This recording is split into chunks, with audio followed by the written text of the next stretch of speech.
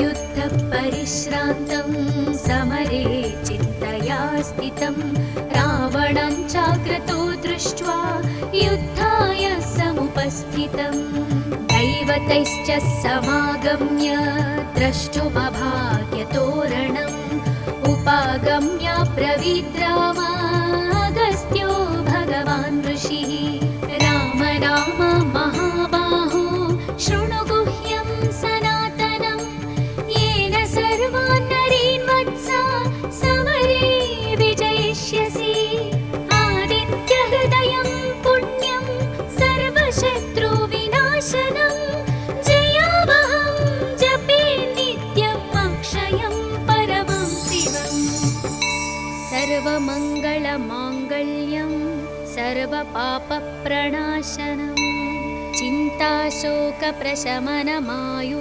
चिन्ताशोकप्रशमनमायुर्वर्धनमुत्तमम् रश्मिमन्तं समुद्यन्तं देवासुरनमस्कृतं पूजयस्व विवस्वन्तं भास्करं भुवनेश्वरं सर्वदेवात्मको ह्येष तेजस्वी रश्मिभावनः एष देवासुरगणान् लोकान् पाति गभस्तिभिः एष ब्रह्मा च विष्णुश्च शिवस्कन्द प्रजापतिः महीन्द्रो धनदत्कालो यमः सोमो ह्यपाम्पतिः पितरो वसवः साध्या ह्यश्विनौ मरुतो मनुः वायुर्वह्निः प्रजाप्राण ऋतुकर्ता प्रभाकरः आदित्यः सविता सूर्यः खगपूषा गभस्तिमान् सुवर्णसदृशो भानुर्हिरण्यरेता दिवाकरः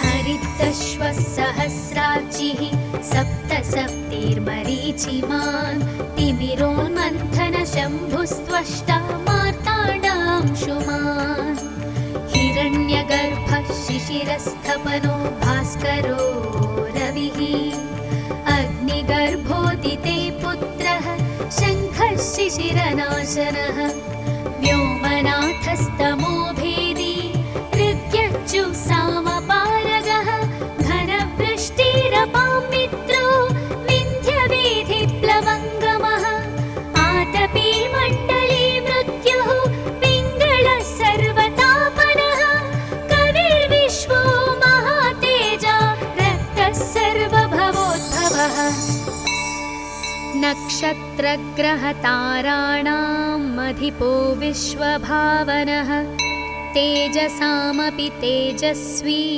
द्वादशात्मन्नमोऽस्तु ते नमः पूर्वाय गिरये पश्चिमायात्रये नमः ज्योतिर्गणानां पतये दीनाधिपतये नमः जयाय जयभद्राय हर्यश्वाय नमो नमः नमो नमः सहस्रांशो आदित्याय नमो नमः नमः उग्राय वीराय सारंगाय नमो नमः नमः पद्मप्रबोधाय मार्ताण्डाय नमो नमः ब्रह्मेशानाच्युतेशाय सूर्यादित्यवर्चसे भास्वते सर्वभक्षाय रौद्राय वपुषे नमः तमोघ्नाय हिमघ्नाय शत्रुघ्नायामितात्मने कृतघ्नघ्नाय देवाय ज्योतिषां पतये नमः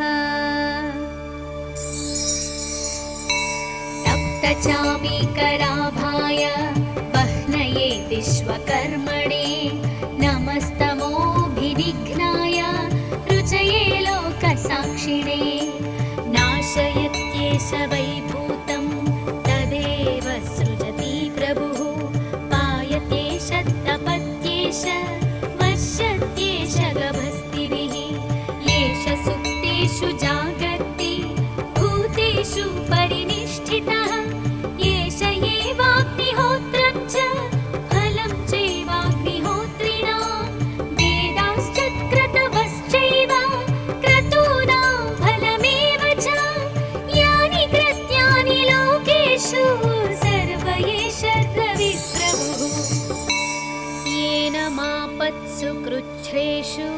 कान्तारेषु भयेषु च कीर्तियन् पुरुषः कश्चिन्नावसीदति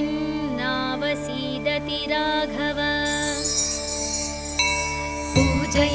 पूजयस्वैनमेकाग्रो देवदेवं जगत्पतिम् एतत्त्रिगुणितं जप्त्वा युद्धेषु विजयिष्यसि अस्मिन् क्षणे महाबाहो रावणं त्वं वधिष्यसि एवमुक्त्वा तदागस्त्यो जगाम च यथागतम् एतत् श्रुत्वा महातेजा नष्टशोको भवत्तदा धारयामास सुप्रीतो राघव प्रयतात्मवान् आदित्यं प्रेक्ष्य त्यक्त्वा तु परं हर्षमवाप्तवान् त्रिराचम्य शुचिर्भूत्वा धनुरादाय वीर्यवान् रावणं प्रेक्ष्य हृष्टात्मा युद्धाय समुपागमत् सर्वयत्नेन महता वधे तस्य धृतोऽभवत् अथ रविरवदन्निरीक्ष्य रामं मुदितमनाः परमं प्रहृष्यमाणः निशिचरपतिसंशयं विदित्वा सुरगणमध्यगतो वचस्त्वरेति इति श्री आदित्यहृदयं सम्पूर्णम्।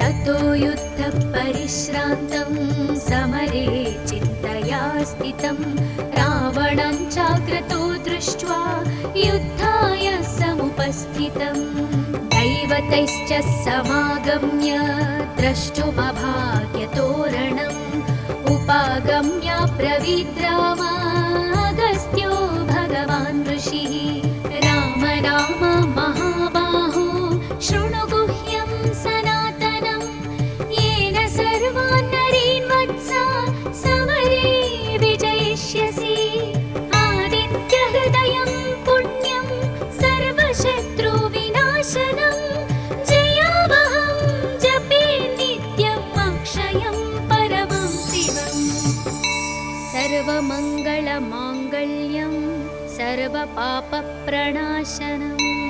चिन्ताशोकप्रशमनमायुर्वर्धनमुत्तमम्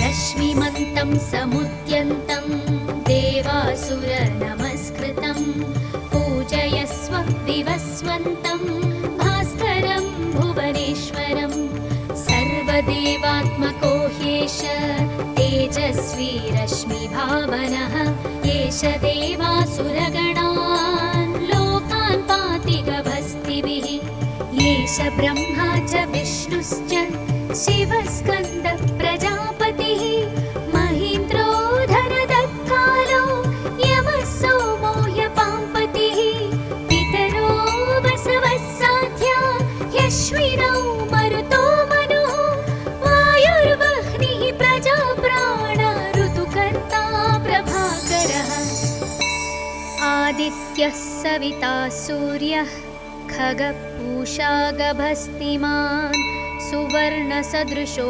भानुर्हिरण्यरेता दिवाकरः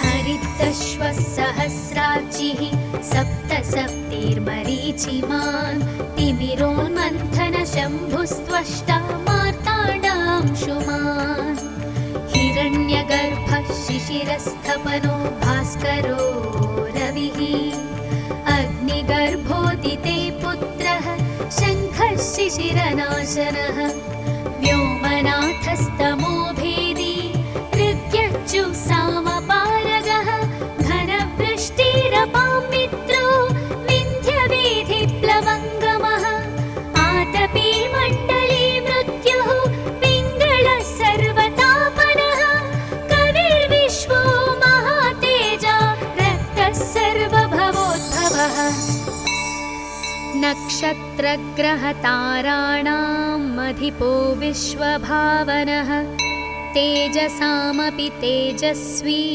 द्वादशात्मन्नमोऽस्तु ते। नमः पूर्वाय गिरये पश्चिमायात्रये नमः। ज्योतिर्गणानां पतये दीनाधिपतये नमः। जयाय जयभद्राय हर्यश्वाय नमो नमः। नमो नमः सहस्रांशो आदित्याय नमो नमः। नमः उग्राय वीराय सारंगाय नमो नमः। नमः पद्मप्रबोधाय मार्ताण्डाय नमो नमः। ब्रह्मेशानाच्युतेशाय सूर्यादित्यवर्चसे भास्वते सर्वभक्षाय रौद्राय वपुषे नमः। तमोघ्नाय हिमघ्नाय शत्रुघ्नायामितात्मने कृतघ्नघ्नाय देवाय ज्योतिषां पतये नमः।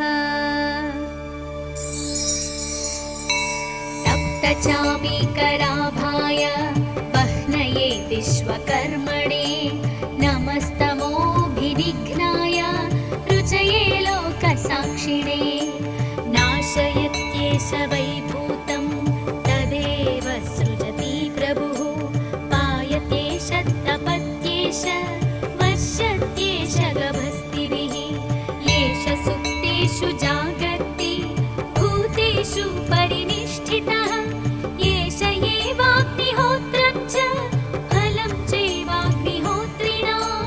वेदाश्च क्रतवश्चैव क्रतूनां फलमेव च। यानि कृत्यानि लोकेषु सर्व एष रविप्रभुः। येन मापत्सु कृच्छ्रेषु कान्तारेषु भयेषु च कीर्तयन् पुरुषः कश्चिन्नावसीदति राघव। पूजयस्वैनमेकाग्रो देवदेवं जगत्पतिम्। एतत्त्रिगुणितं जप्त्वा युद्धेषु विजयिष्यसि। अस्मिन् क्षणे महाबाहो रावणं त्वं वधिष्यसि। एवमुक्त्वा तदागस्त्यो जगाम च यथागतम्। एतत् श्रुत्वा महातेजा नष्टशोको भवत्तदा। धारयामास सुप्रीतो राघव प्रयतात्मवान्। आदित्यं प्रेक्ष्य त्यक्त्वा तु परं हर्षमवाप्तवान्। त्रिराचम्य शुचिर्भूत्वा धनुरादाय वीर्यवान्। रावणं प्रेक्ष्य हृष्टात्मा युद्धाय समुपागमत्। सर्वयत्नेन महता वधे तस्य धृतोऽभवत्। अथ रविरवदन्निरीक्ष्य रामं मुदितमनाः परमं प्रहृष्यमाणः। निशिचरपतिसंशयं विदित्वा सुरगणमध्यगतो वचस्त्वरेति। इति श्री आदित्यहृदयं सम्पूर्णम्।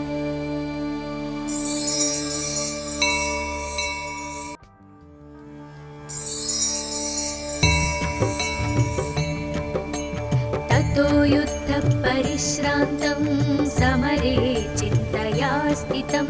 रावणं चाग्रतो दृष्ट्वा युद्धाय समुपस्थितम्। दैवतैश्च समागम्य द्रष्टुमभाग्यतोरणम्। उपागम्य ब्रवीद्राम अगस्त्यो भगवान् ऋषिः। राम राम महाबाहो शृणु गुह्यं सनातनं। येन सर्वान् नरीन् वत्सा समरे विजयिष्यसि। आदित्यहृदयं पुण्यं सर्वशत्रुविनाशनं।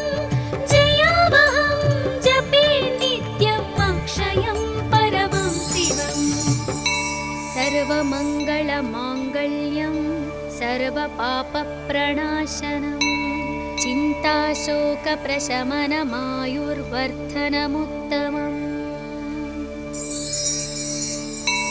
रश्मिमन्तं समुद्यन्तं देवासुरनमस्कृतं पूजयस्व विवस्वन्तं भास्करं भुवनेश्वरं सर्वदेवात्मको ह्येष तेजस्वी रश्मिभावनः एष देवासुरगणान् लोकान् पाति गभस्तिभिः एष ब्रह्मा च विष्णुश्च शिवस्कन्द प्रजापतिः महीन्द्रो धनदत्कालो यमः सोमो ह्यपाम्पतिः पितरो वसवः साध्या ह्यश्विनौ मरुतो मनुः वायुर्वह्निः प्रजाप्राण ऋतुकर्ता प्रभाकरः आदित्यः सविता सूर्यः खगपूषा गभस्तिमान् सुवर्णसदृशो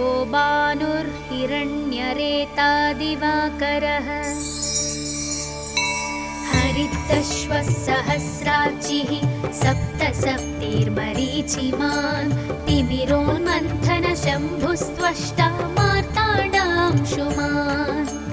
हिरण्यगर्भः शिशिरस्थपनो भास्करो रविः अग्निगर्भोदिते पुत्रः शङ्खः शिशिरनाशनः व्योमनाथस्तमो भेदी ऋग्यच्युसामपारगः घनवृष्टिरपां मित्रो विन्ध्यवेधिप्लवङ्गमः आतपी मण्डली मृत्युः पिङ्गळः सर्वतापनः कविर्विश्वो महातेजा रक्तः सर्वभवोद्भवः नक्षत्रग्रहताराणाम् अधिपो विश्वभावनः तेजसामपि तेजस्वी द्वादशात्मन्नमोऽस्तु ते नमः पूर्वाय गिरये पश्चिमायात्रये नमः ज्योतिर्गणानां पतये दीनाधिपतये नमः जयाय जयभद्राय हर्यश्वाय नमो नमः नमो नमः सहस्रांशो आदित्याय नमो नमः नमः उग्राय वीराय सारंगाय नमो नमः नमः पद्मप्रबोधाय मार्ताण्डाय नमो नमः ब्रह्मेशानाच्युतेशाय सूर्यादित्यवर्चसे भास्वते सर्वभक्षाय रौद्राय वपुषे नमः तमोघ्नाय हिमघ्नाय शत्रुघ्नायामितात्मने कृतघ्नघ्नाय देवाय ज्योतिषां पतये नमः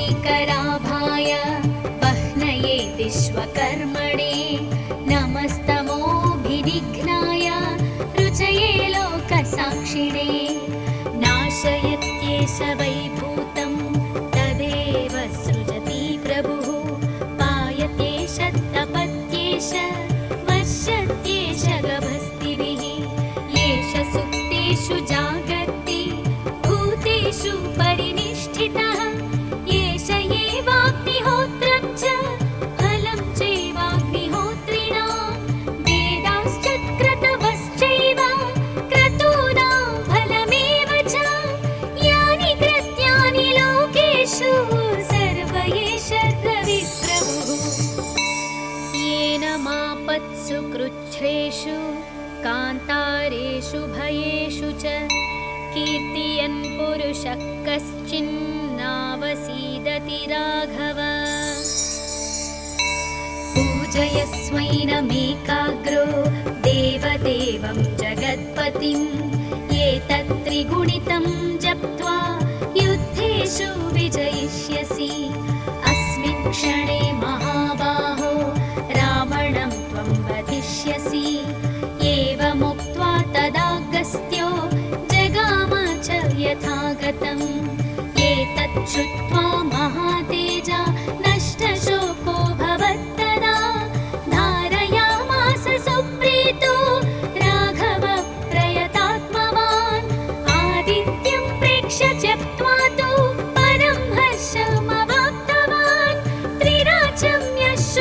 भूत्वा धनुरादाय वीर्यवान्। रावणं प्रेक्ष्य हृष्टात्मा युद्धाय समुपागमत्। सर्वयत्नेन महता वधे तस्य धृतोऽभवत्। अथ रविरवदन्निरीक्ष्य रामं मुदितमनाः परमं प्रहृष्यमाणः। निशिचरपतिसंशयं विदित्वा सुरगणमध्यगतो वचस्त्वरेति। इति श्री आदित्यहृदयं सम्पूर्णम्।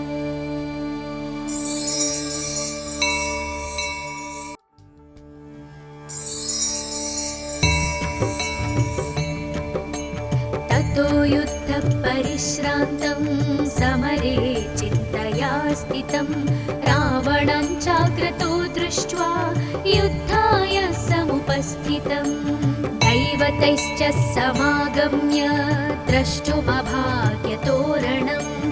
उपागम्य ब्रवीद् राम अगस्त्यो भगवान् ऋषिः। राम राम महाबाहो शृणु गुह्यं सनातनं। येन सर्वान् नरीन् वत्सा समरे विजयिष्यसि। आदित्यहृदयं पुण्यं सर्वशत्रुविनाशनं। जयावहं जपे नित्यम् अक्षयं परमं शिवम्। सर्वमङ्गलमाङ्गल्यं सर्वपापप्रणाशनम्। चिन्ताशोकप्रशमनमायुर्वर्धनमुत्तमम्। रश्मिमन्तं समुद्यन्तं देवासुरनमस्कृतं। पूजयस्व विवस्वन्तं भास्करं भुवनेश्वरं। सर्वदेवात्मको ह्येष तेजस्वी रश्मिभावनः। एष देवासुरगणान् लोकान् पाति गभस्तिभिः। एष ब्रह्मा च विष्णुश्च शिवस्कन्दः प्रजापतिः। महीन्द्रो धनदत्कालो यमः सोमो ह्यपाम्पतिः। पितरो वसवः साध्या ह्यश्विनौ मरुतो मनुः। वायुर्वह्निः प्रजाप्राण ऋतुकर्ता प्रभाकरः। आदित्यः सविता सूर्यः खगपूषा गभस्तिमान्। सुवर्णसदृशो भानुर्हिरण्यरेता दिवाकरः। हरितश्वः सहस्रार्चिः सप्तसप्तिर्मरीचिमान्। तिमिरोन्मन्थनशम्भुस्त्वष्टा मार्ताण्डांशुमान्। हिरण्यगर्भः शिशिरस्थपनो भास्करो रविः। अग्निगर्भोदिते पुत्रः शङ्खः शिशिरनाशनः। व्योमनाथस्तमो भेदी ऋग्यजुःसामपारगः। घनवृष्टिरपां मित्रो विन्ध्यवेधिप्लवङ्गमः। आतपी मण्डली मृत्युः पिङ्गळः सर्वतापनः। कविर्विश्वो महातेजा रक्तः सर्वभवोद्भवः। नक्षत्रग्रहताराणाम् अधिपो विश्वभावनः। तेजसामपि तेजस्वी द्वादशात्मन्नमोऽस्तु ते। नमः पूर्वाय गिरये पश्चिमायात्रये नमः। ज्योतिर्गणानां पतये दीनाधिपतये नमः। जयाय जयभद्राय हर्यश्वाय नमो नमः।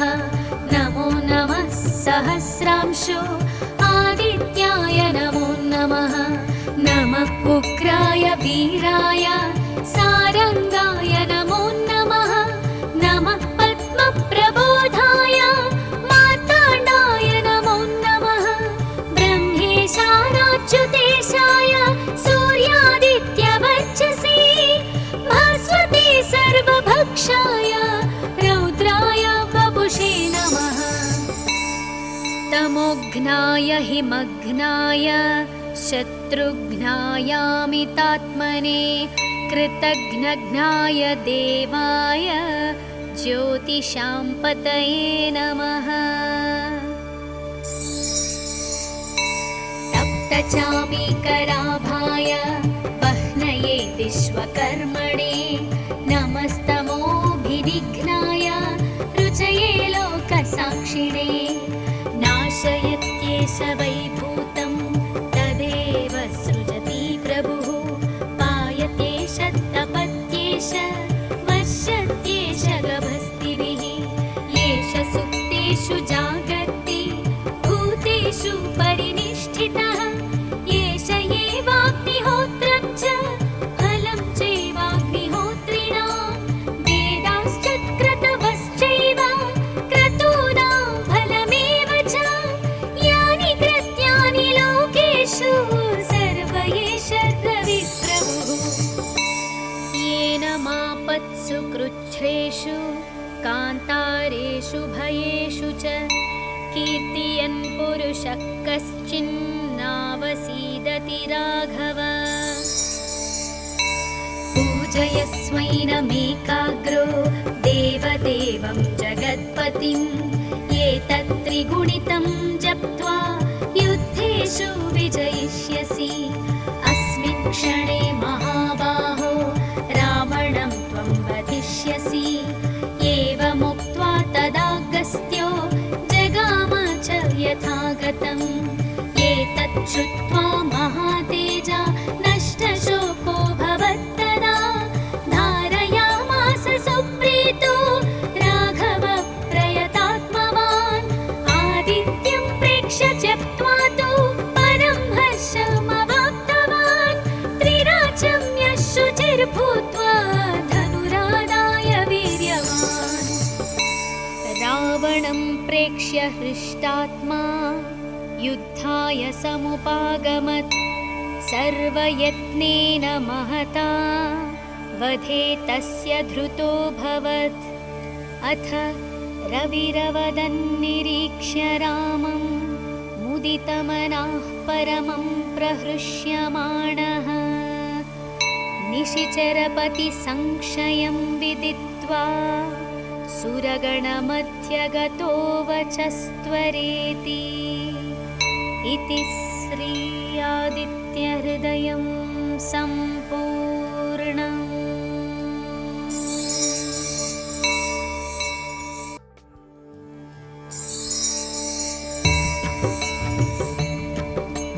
ततो युद्धपरिश्रान्तं समरे चिन्तया स्थितं रावणं चाक्रतो दृष्ट्वा युद्धाय समुपस्थितम् दैवतैश्च समागम्य द्रष्टुमभाग्यतोरणम् उपागम्य ब्रवीद्रामागस्त्यो भगवान् ऋषिः राम राम महाबाहो शृणु गुह्यं सनातनं येन सर्वान् नरीन् वत्सा समरे विजयिष्यसि आदित्यहृदयं पुण्यं सर्वशत्रुविनाशनं जयावहं जपे नित्यम् अक्षयं परमं शिवम् सर्वमङ्गलमाङ्गल्यं सर्वपापप्रणाशनं चिन्ताशोकप्रशमनमायुर्वर्धनमुत्तमम् रश्मिमन्तं समुद्यन्तं देवासुरनमस्कृतं पूजयस्व विवस्वन्तं भास्करं भुवनेश्वरं सर्वदेवात्मको ह्येष तेजस्वी रश्मिभावनः एष देवासुरगणान् लोकान् पाति गभस्तिभिः एष ब्रह्मा च विष्णुश्च शिवस्कन्द प्रजापतिः महीन्द्रो धनदत्कालो यमः सोमो ह्यपाम्पतिः पितरो वसवः साध्या ह्यश्विनौ मरुतो मनुः वायुर्वह्निः प्रजाप्राण ऋतुकर्ता प्रभाकरः आदित्य आदित्यः सविता सूर्यः खगपूषा गभस्तिमान् सुवर्णसदृशो भानुर्हिरण्यरेता दिवाकरः हरितश्वः सहस्रार्चिः सप्तसप्तिर्मरीचिमान् तिमिरोन्मन्थनशम्भुस्त्वष्टा मार्ताण्डांशुमान् हिरण्यगर्भः शिशिरस्थपनो भास्करो रविः अग्निगर्भोदिते पुत्रः शङ्खः शिशिरनाशनः व्योमनाथस्तमो भेदी ऋग्यज्जुः सामपारगः घनवृष्टिरपां मित्रो विन्ध्यवेधिप्लवङ्गमः आतपी मण्डली मृत्युः पिङ्गलः सर्वतापनः कविर्विश्वो महातेजा रक्तः सर्वभवोद्भवः नक्षत्रग्रहताराणाम् अधिपो विश्वभावनः तेजसामपि तेजस्वी द्वादशात्मन्नमोऽस्तु ते नमः पूर्वाय गिरये पश्चिमायात्रये नमः ज्योतिर्गणानां पतये दीनाधिपतये नमः जयाय जयभद्राय हर्यश्वाय नमो नमः नमो नमः सहस्रांशो आदित्याय नमो नमः नमः उग्राय वीराय सारंगाय नमो नमः नमः पद्मप्रबोधाय मार्ताण्डाय नमो नमः ब्रह्मेशानाच्युतेशाय सूर्यादित्यवर्चसे भास्वते सर्वभक्षाय रौद्राय वपुषे नमः तमोघ्नाय हिमघ्नाय शत्रुघ्नायामितात्मने कृतघ्नघ्नाय देवाय ज्योतिषां पतये नमः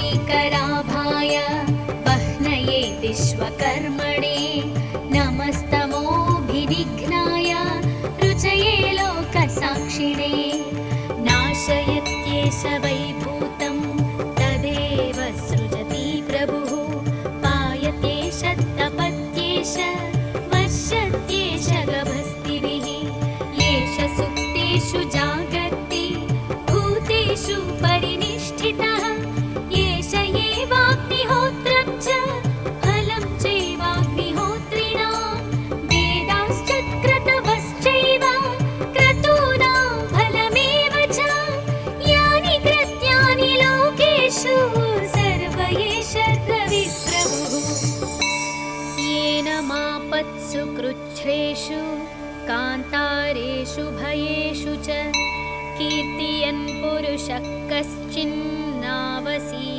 राघव पूजयस्वैनमेकाग्रो देवदेवं जगत्पतिम् एतत्त्रिगुणितं जप्त्वा युद्धेषु विजयिष्यसि अस्मिन् क्षणे महाबाहो रावणं त्वं वधिष्यसि एवमुक्त्वा तदागस्त्यो जगाम च यथागतम् एतत् श्रुत्वा महातेजा नष्टशोको भवत्तदा धारयामास सुप्रीतो राघव प्रयतात्मवान् आदित्यं प्रेक्ष्य त्यक्त्वा तु परं हर्षमवाप्तवान् त्रिराचम्य शुचिर्भूत्वा धनुरादाय वीर्यवान् रावणं प्रेक्ष्य हृष्टात्मा युद्धाय समुपागमत् सर्वयत्नेन महता वधे तस्य धृतोऽभवत् अथ रविरवदन्निरीक्ष्य रामं मुदितमनः परमं प्रहृष्यमाणः निशिचरपतिसंशयं विदित्वा सुरगणमध्यगतो वचस्त्वरेति इति श्री आदित्यहृदयं सम्पूर्णम्।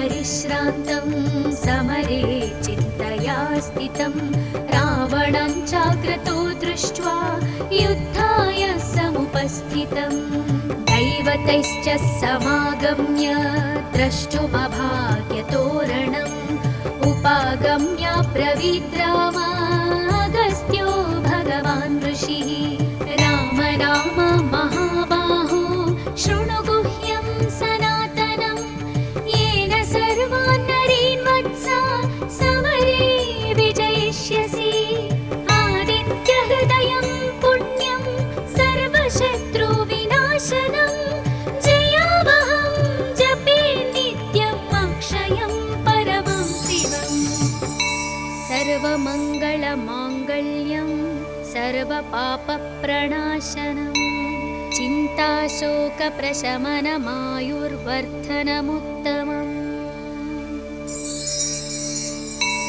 रश्मिमन्तं समुद्यन्तं देवासुरनमस्कृतं पूजयस्व विवस्वन्तं भास्करं भुवनेश्वरं सर्वदेवात्मको ह्येष तेजस्वी रश्मिभावनः एष देवासुरगणान् लोकान् पाति गभस्तिभिः एष ब्रह्मा च विष्णुश्च शिवस्कन्द प्रजापतिः महीन्द्रो धनदत्कालो यमः सोमो ह्यपाम्पतिः पितरो वसवः साध्या ह्यश्विनौ मरुतो मनुः वायुर्वह्निः प्रजाप्राण ऋतुकर्ता प्रभाकरः आदित्यः सविता सूर्यः खगपूषा गभस्तिमान् सुवर्णसदृशो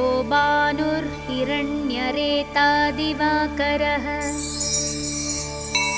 हरितश्वः सहस्रार्चिः सप्तसप्तिर्मरीचिमान् तिमिरोन्मन्थनशम्भुस्त्वष्टा मार्ताण्डांशुमान् हिरण्यगर्भः शिशिरस्थपनो भास्करो रविः अग्निगर्भोदिते पुत्रः शङ्खः शिशिरनाशनः व्योमनाथस्तमो भेदी ऋग्यजुःसामपारगः घनवृष्टिरपां मित्रो विन्ध्यवेधिप्लवङ्गमः आतपी मण्डली मृत्युः पिङ्गळः सर्वतापनः कविर्विश्वो महातेजा रक्तः सर्वभवोद्भवः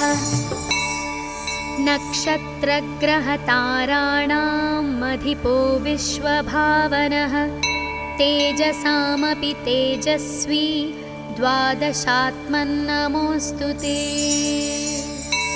नमः पूर्वाय गिरये पश्चिमायात्रये नमः ज्योतिर्गणानां पतये दीनाधिपतये नमः जयाय जयभद्राय हर्यश्वाय नमो नमः नमो नमः सहस्रांशो आदित्याय नमो नमः नमः उग्राय वीराय सारङ्गाय नमो नमः नमः पद्मप्रबोधाय मार्ताण्डाय नमो नमः ब्रह्मेशानाच्युतेशाय सूर्यादित्यवर्चसे भास्वते सर्वभक्षाय रौद्राय वपुषे नमः तमोघ्नाय हिमघ्नाय शत्रुघ्नायामितात्मने कृतघ्नघ्नाय देवाय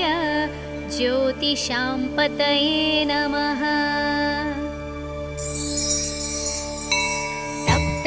तप्तचामीकराभाय वह्नये विश्वकर्मणे नमस्तमोभिनिघ्नाय रुचये लोकसाक्षिणे नाशयत्येष वैभूतं तदेव सृजति प्रभुः पायत्येष तपत्येष वर्षत्येष गभस्तिभिः येष सुप्तेषु जागर्ति भूतेषु परिनिष्ठितः येष एवाग्निहोत्रं च फलं चैवाग्निहोत्रिणां वेदाश्च क्रतवश्चैव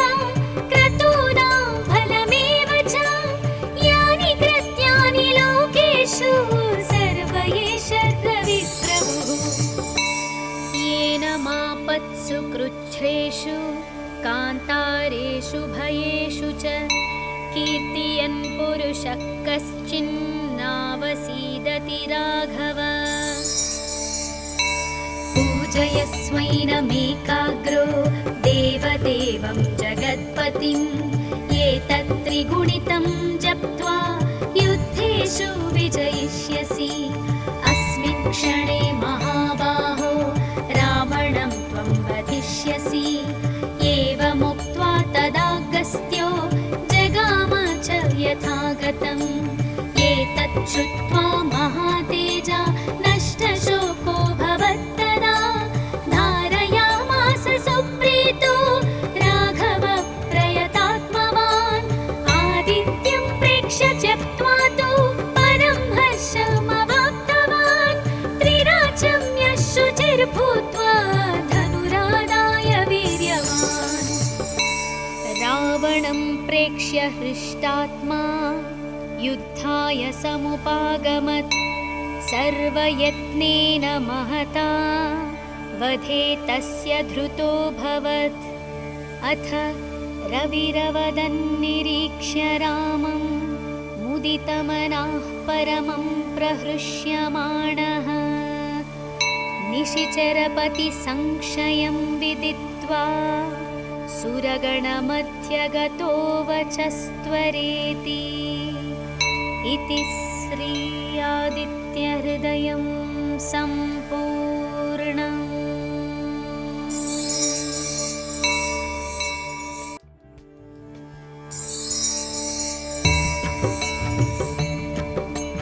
ततो युद्धपरिश्रान्तं समरे चिन्तया स्थितं रावणं चाग्रतो दृष्ट्वा युद्धाय समुपस्थितम् दैवतैश्च समागम्य द्रष्टुमभाग्यतोरणम् उपागम्य ब्रवीद्रामागस्त्यो भगवान् ऋषिः राम राम महाबाहो शृणु गुह्यं सनातनं येन सर्वान् नरीन् वत्सा समरे विजयिष्यसि आदित्यहृदयं पुण्यं सर्वशत्रुविनाशनं जयावहं जपे नित्यम् अक्षयं परमं शिवम् सर्वमङ्गलमाङ्गल्यं सर्वपापप्रणाशनं चिन्ताशोकप्रशमनमायुर्वर्धनमुत्तमम् रश्मिमन्तं समुद्यन्तं देवासुरनमस्कृतं पूजयस्व विवस्वन्तं भास्करं भुवनेश्वरं सर्वदेवात्मको ह्येष तेजस्वी रश्मिभावनः एष देवासुरगणान् लोकान् पाति गभस्तिभिः एष ब्रह्मा च विष्णुश्च शिवस्कन्द प्रजापतिः महीन्द्रो धनदत्कालो यमः सोमो ह्यपाम्पतिः पितरो वसवः साध्या ह्यश्विनौ मरुतो मनुः वायुर्वह्निः प्रजाप्राण ऋतुकर्ता प्रभाकरः आदित्यः सविता सूर्यः खगपूषा गभस्तिमान् सुवर्णसदृशो भानुर्हिरण्यरेता दिवाकरः हरितश्वः सहस्रार्चिः सप्तसप्तिर्मरीचिमान् तिमिरोन्मन्थनशम्भुस्त्वष्टा मार्ताण्डांशुमान् हिरण्यगर्भः शिशिरस्थपनो भास्करो रविः अग्निगर्भोदिते पुत्रः शङ्खः शिशिरनाशनः व्योमनाथस्तमो भेदी ऋग्यज्जुसामपारगः घनवृष्टिरपां मित्रो विन्ध्यवेधिप्लवङ्गमः आतपी मण्डली मृत्युः पिङ्गळः सर्वतापनः कविर्विश्वो महातेजा रक्तः सर्वभवोद्भवः नक्षत्रग्रहताराणाम् अधिपो विश्वभावनः तेजसामपि तेजस्वी द्वादशात्मन्नमोऽस्तु ते। नमः पूर्वाय गिरये पश्चिमायात्रये नमः। ज्योतिर्गणानां पतये दीनाधिपतये नमः। जयाय जयभद्राय हर्यश्वाय नमो नमः। नमो नमः सहस्रांशो आदित्याय नमो नमः। नमः उग्राय वीराय सारंगाय नमो नमः। नमः पद्मप्रबोधाय मार्ताण्डाय नमो नमः। ब्रह्मेशानाच्युतेशाय सूर्यादित्यवर्चसे भास्वते सर्वभक्षाय रौद्राय वपुषे नमः। तमोघ्नाय हिमघ्नाय शत्रुघ्नायामितात्मने कृतघ्नघ्नाय देवाय ज्योतिषां पतये नमः।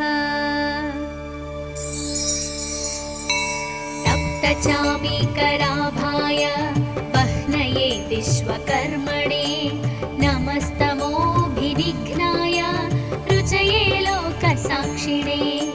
नाशयत्येष वैभूतं तदेव सृजति प्रभुः। पायत्येष तपत्येष वश्यत्येष गभस्तिभिः। येष सुप्तेषु जागर्ति भूतेषु परिनिष्ठितः। येष एवाग्निहोत्रं च फलं चैवाग्निहोत्रिणां। वेदाश्च क्रतवश्चैव क्रतूनां फलमेव च। यानि कृत्यानि लोकेषु सर्व एष रविप्रभुः। येन मापत्सु कृच्छ्रेषु कान्तारेषु भयेषु च कीर्तयन् पुरुषः कश्चिन्नावसीदति राघव। पूजयस्वैनमेकाग्रो देवदेवं जगत्पतिम्। एतत्त्रिगुणितं जप्त्वा युद्धेषु विजयिष्यसि। अस्मिन् क्षणे महाबाहो रावणं त्वं वधिष्यसि। एवमुक्त्वा तदागस्त्यो जगाम च यथागतम्। एतत् श्रुत्वा महातेजा नष्टशोको भवत्तदा। धारयामास सुप्रीतो राघव प्रयतात्मवान्। आदित्यं प्रेक्ष्य त्यक्त्वा तु परं हर्षमवाप्तवान्। त्रिराचम्य शुचिर्भूत्वा धनुरादाय वीर्यवान्। रावणं प्रेक्ष्य हृष्टात्मा युद्धाय समुपागमत्। सर्वयत्नेन महता वधे तस्य धृतोऽभवत्। अथ रविरवदन्निरीक्ष्य रामं मुदितमनाः परमं प्रहृष्यमाणः।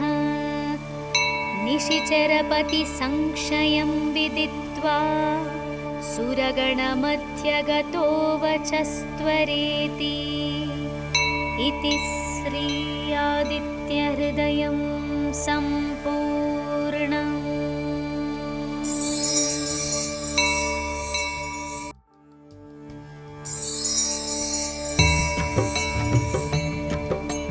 ततो युद्धपरिश्रान्तं समरे चिन्तया स्थितं।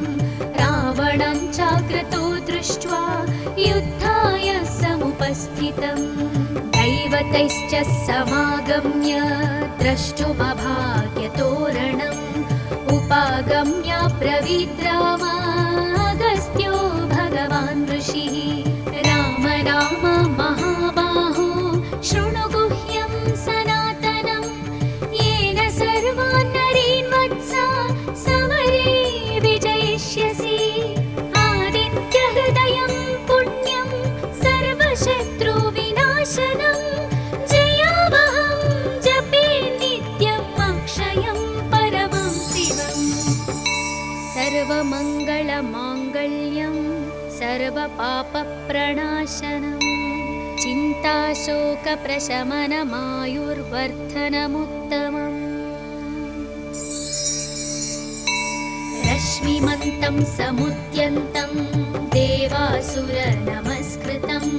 पूजयस्व विवस्वन्तं भास्करं भुवनेश्वरं सर्वदेवात्मको ह्येष तेजस्वी रश्मिभावनः एष देवासुरगणान् लोकान् पाति गभस्तिभिः एष ब्रह्मा च विष्णुश्च शिवस्कन्द प्रजापतिः महीन्द्रो धनदत्कालो यमः सोमो ह्यपाम्पतिः पितरो वसवः साध्या ह्यश्विनौ मरुतो मनुः वायुर्वह्निः प्रजाप्राण ऋतुकर्ता प्रभाकरः आदित्यः सविता सूर्यः खगपूषा गभस्तिमान् सुवर्णसदृशो भानुर्हिरण्यरेता दिवाकरः हरितश्वः सहस्रार्चिः सप्तसप्तिर्मरीचिमान् तिमिरोन्मन्थनशम्भुस्त्वष्टा मार्ताण्डांशुमान्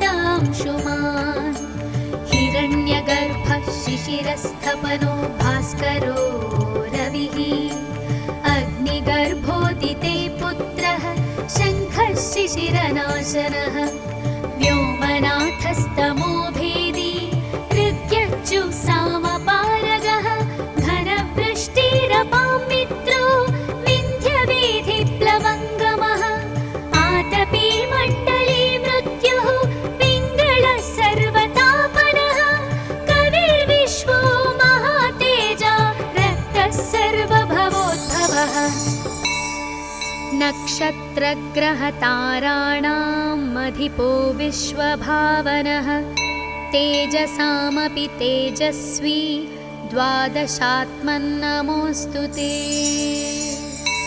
नमः पूर्वाय गिरये पश्चिमायात्रये नमः ज्योतिर्गणानां पतये दीनाधिपतये नमः जयाय जयभद्राय हर्यश्वाय नमो नमः नमो नमः सहस्रांशो आदित्याय नमो नमः नमः उग्राय वीराय सारंगाय नमो नमः नमः पद्मप्रबोधाय मार्ताण्डाय नमो नमः ब्रह्मेशानाच्युतेशाय सूर्यादित्यवर्चसे भास्वते सर्वभक्षाय रौद्राय वपुषे नमः तमोघ्नाय हिमघ्नाय शत्रुघ्नायामितात्मने कृतघ्नघ्नाय देवाय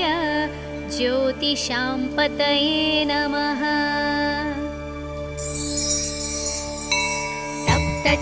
तप्तचामीकराभाय वह्नये विश्वकर्मणे नमस्तमोभिनिघ्नाय रुचये लोकसाक्षिणे नाशयत्येष वैभूतं तदेव सृजति प्रभुः पायतेष तपत्येष वर्षत्येष गभस्तिभिः येष सुप्तेषु जागर्ति भूतेषु परिनिष्ठितः येष एवाग्निहोत्रं च फलं चैवाग्निहोत्रिणां वेदाश्च क्रतवश्चैव क्रतूनां फलमेव च यानि कृत्यानि लोकेषु सर्व एष रविप्रभुः येन मापत्सु कृच्छ्रेषु कान्तारेषु भयेषु च कीर्तयन् पुरुषः कश्चिन्नावसीदति राघव पूजयस्वैनमेकाग्रो देवदेवं जगत्पतिं एतत्त्रिगुणितं जप्त्वा युद्धेषु विजयिष्यसि अस्मिन् क्षणे महाबाहो रावणं त्वं वधिष्यसि एवमुक्त्वा तदागस्त्यो जगाम च यथागतम् एतत् श्रुत्वा महातेजा नष्टशोको भवत्तदा धारयामास सुप्रीतो राघव प्रयतात्मवान् आदित्यं प्रेक्ष्य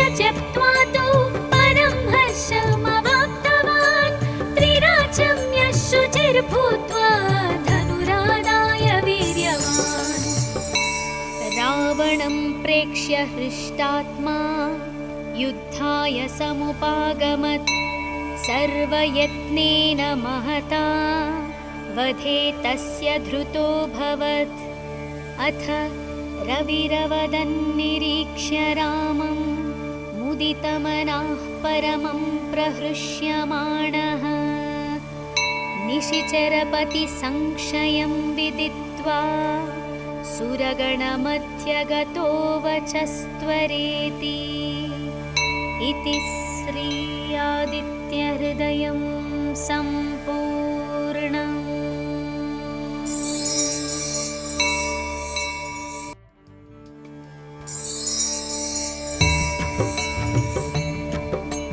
ततो युद्धपरिश्रान्तं समरे चिन्तया स्थितं रावणं चाग्रतो दृष्ट्वा युद्धाय समुपस्थितम्।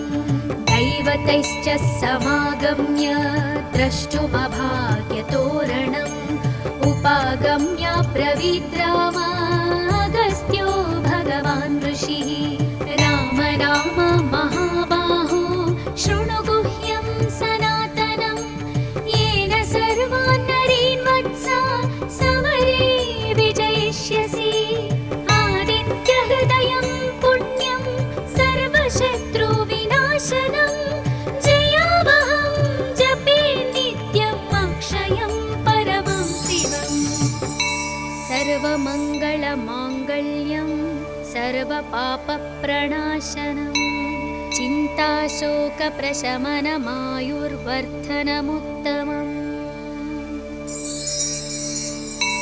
रश्मिमन्तं समुद्यन्तं देवासुरनमस्कृतं पूजयस्व विवस्वन्तं भास्करं भुवनेश्वरं। सर्वदेवात्मको ह्येष तेजस्वी रश्मिभावनः एष देवासुरगणान् लोकान् पाति गभस्तिभिः। एष ब्रह्मा च विष्णुश्च शिवस्कन्दः प्रजापतिः महीन्द्रो धनदत्कालो यमः सोमो ह्यपाम्पतिः। पितरो वसवः साध्या ह्यश्विनौ मरुतो मनुः वायुर्वह्निः प्रजाप्राण ऋतुकर्ता प्रभाकरः। आदित्यः सविता सूर्यः खगपूषा गभस्तिमान् सुवर्णसदृशो भानुर्हिरण्यरेता दिवाकरः। हरितश्वः सहस्रार्चिः सप्तसप्तिर्मरीचिमान् तिमिरोन्मन्थनशम्भुस्त्वष्टा मार्ताण्डांशुमान्। हिरण्यगर्भः शिशिरस्थपनो भास्करो रविः अग्निगर्भोदिते पुत्रः शङ्खः शिशिरनाशनः। व्योमनाथस्तमो भेदी ऋग्यच्युसामपारगः घनवृष्टिरपां मित्रो विन्ध्यवेधिप्लवङ्गमः। आतपी मण्डली मृत्युः पिङ्गळः सर्वतापनः कविर्विश्वो महातेजा रक्तः सर्वभवोद्भवः। नक्षत्रग्रहताराणाम् अधिपो विश्वभावनः तेजसामपि तेजस्वी द्वादशात्मन्नमोऽस्तु ते। नमः पूर्वाय गिरये पश्चिमायात्रये नमः ज्योतिर्गणानां पतये दीनाधिपतये नमः। जयाय जयभद्राय हर्यश्वाय नमो नमः। नमो नमः सहस्रांशो आदित्याय नमो नमः। नमः उग्राय वीराय सारंगाय नमो नमः। नमः पद्मप्रबोधाय मार्ताण्डाय नमो नमः। ब्रह्मेशानाच्युतेशाय सूर्यादित्यवर्चसे भास्वते सर्वभक्षाय रौद्राय वपुषे नमः। तमोघ्नाय हिमघ्नाय शत्रुघ्नायामितात्मने कृतघ्नघ्नाय देवाय ज्योतिषां पतये नमः। तप्तचामीकराभाय वह्नये विश्वकर्मणे नमस्तमोभिनिघ्नाय रुचये लोकसाक्षिणे। नाशयत्येष वैभूतं तदेव सृजति प्रभुः पायत्येष तपत्येष वर्षत्येष गभस्तिभिः। येष सुप्तेषु जागर्ति भूतेषु परिनिष्ठितः येष एवाग्निहोत्रं च फलं चैवाग्निहोत्रिणां वेदाश्च क्रतवश्चैव क्रतूनां फलमेव च यानि कृत्यानि लोकेषु सर्व एष रविप्रभुः। येन मापत्सु कृच्छ्रेषु कान्तारेषु भयेषु च कीर्तयन् पुरुषः कश्चिन्नावसीदति राघव। पूजयस्वैनमेकाग्रो देवदेवं जगत्पतिं एतत्त्रिगुणितं जप्त्वा युद्धेषु विजयिष्यसि। अस्मिन् क्षणे महाबाहो रावणं त्वं वधिष्यसि। एवमुक्त्वा तदागस्त्यो जगाम च यथागतम्। एतत् श्रुत्वा महातेजा नष्टशोको भवत्तदा धारयामास सुप्रीतो राघव प्रयतात्मवान्। आदित्यं प्रेक्ष्य त्यक्त्वा तु परं हर्षमवाप्तवान्। त्रिराचम्य शुचिर्भूत्वा धनुरादाय वीर्यवान्। रावणं प्रेक्ष्य हृष्टात्मा युद्धाय समुपागमत्। सर्वयत्नेन महता वधे तस्य धृतोऽभवत्। अथ रविरवदन्निरीक्ष्य रामं मुदितमनः परमं प्रहृष्यमाणः। निशिचरपतिसंशयं विदित्वा सुरगणमध्यगतो वचस्त्वरेति। इति श्री आदित्यहृदयं सं